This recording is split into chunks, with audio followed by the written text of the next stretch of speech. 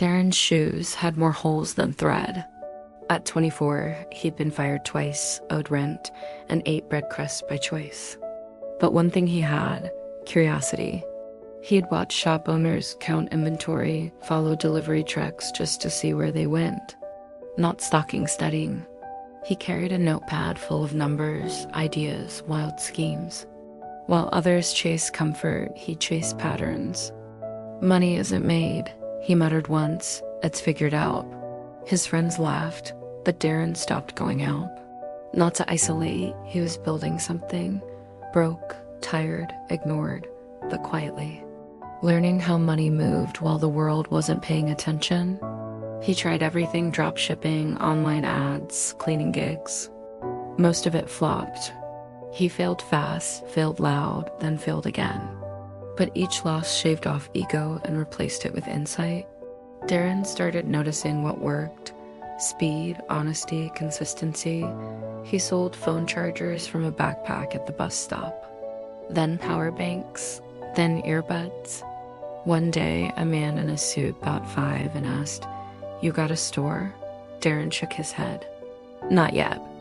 That night, he spent 8 hours Googling wholesaler licenses and Shopify tutorials. Still no money in his pocket, but his mind was compounding fast.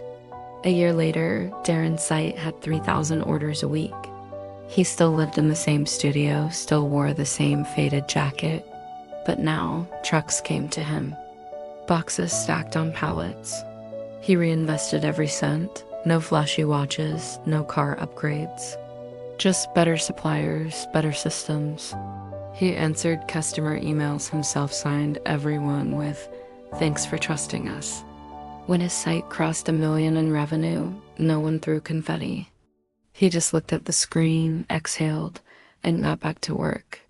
Because now, it wasn't about getting rich. It was about staying useful.